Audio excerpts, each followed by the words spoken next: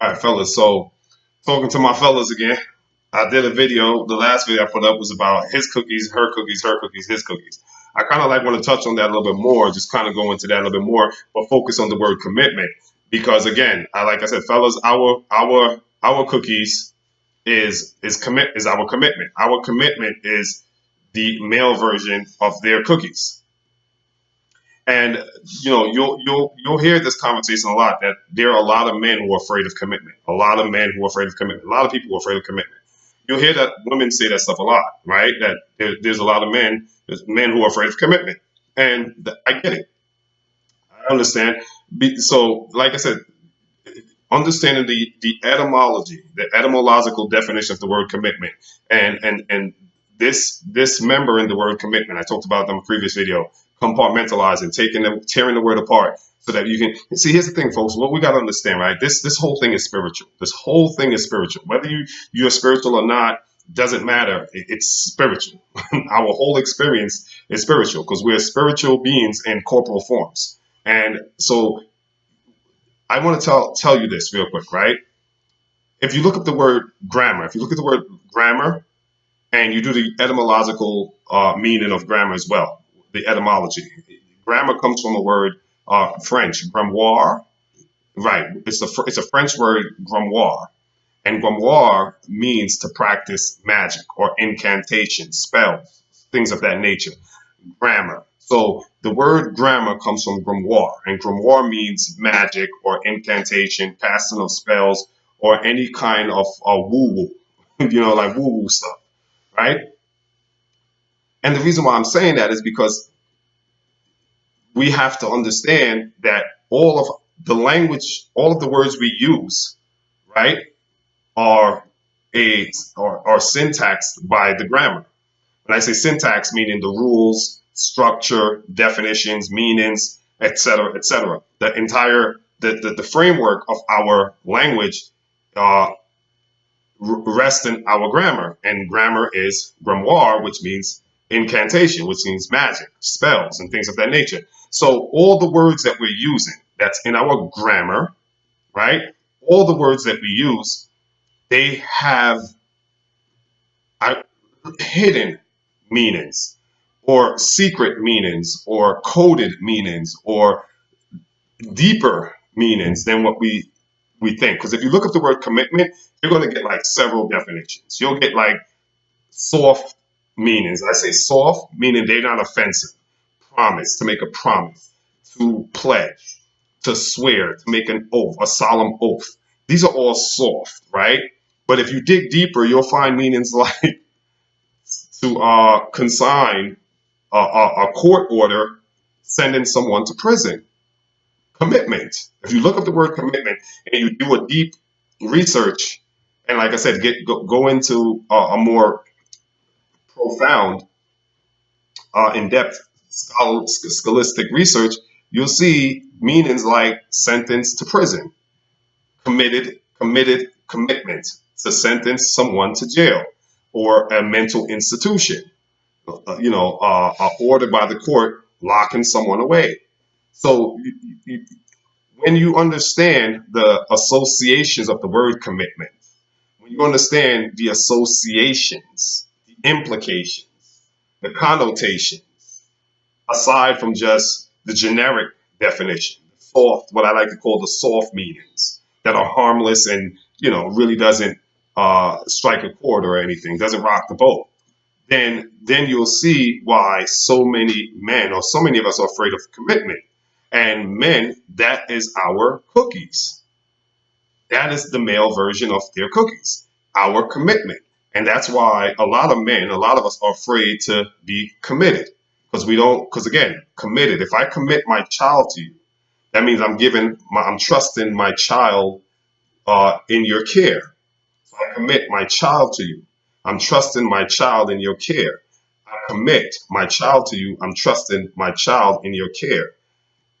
The word commit, I told you before, has MENT, commitment. Commitment, now we're going to have to we add ment onto it. So now what is meant? Meant, I told you, is Latin root meaning is mind. Ment in Latin comes from mens. Mens is pertaining to the mind. So I'm committing my mind to your care. You see, I'm committing my child to your care. When you say committing my child to your care, we know what that means. Now, if I say commitment, now instead of child, I'm committing my mind to your care. Commitment, I'm committing my mind to your care. And a mind is priceless, it's precious. Like to give someone your mind, to trust, to entrust someone with your mind. It, I mean, it's scary. Think about it. It's a very scary thing. And here's the thing: you're not saying that when you commit to a woman, when you give her, men, fellas, when you give her your commitment, our cookies, when you give her your cookies, which is commitment, you're not saying to her, "I am committing my mind to you." You're not saying that. You're not speaking that.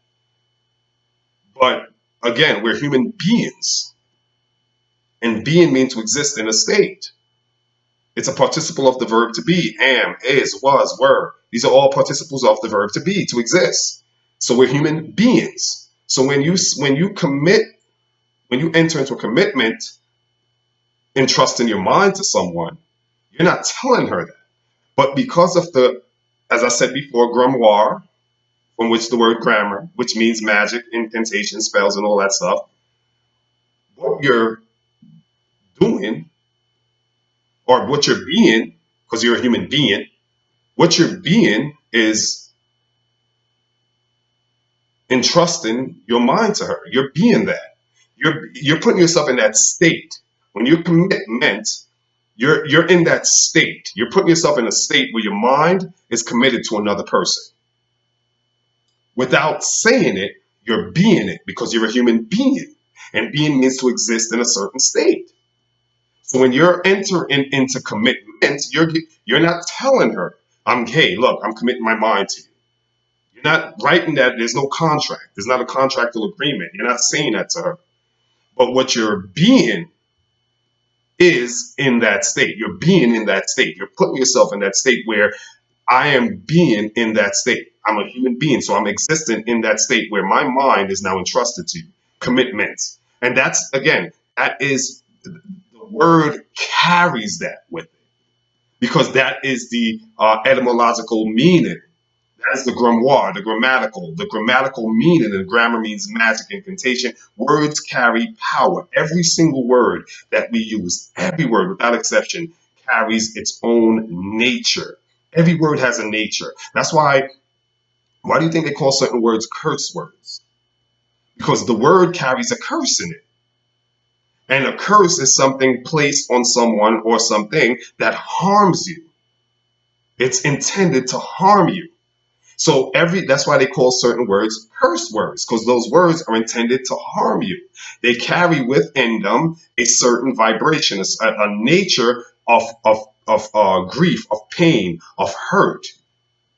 And when those words resonate or attach to your neurons and in the central nervous system, I'm tempted to go into physics and biology, but I'm not. I'm going to keep it simple. The point I'm making is this, fellas. Every single word has its own power, it puts you in its own formation,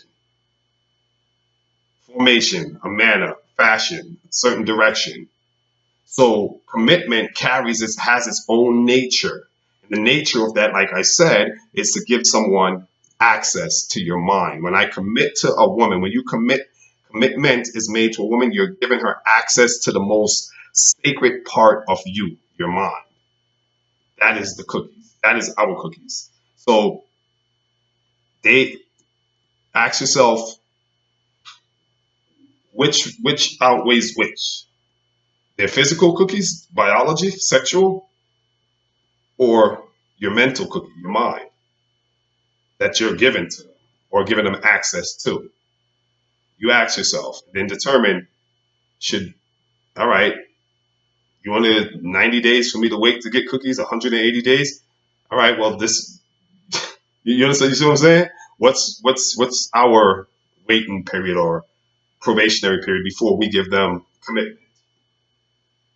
So you weigh and see which outweighs which. I think think my mind is way more important than any physical, biological sex or anything like that. I think the mind, a person's mind, whether it's male or female, the mind, like a peace of mind is priceless. So, your mind affects every area of your life, every aspect, every facet, right? Everything you touch, everything you do, your mind creates your world.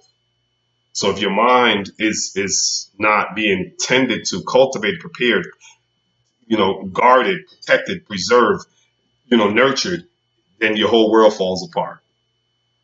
So fellas, guard your cookies, the mind. Till next time. If y'all like this video, hit a like, thumbs up, whatever, leave a comment, and let me know. Peace.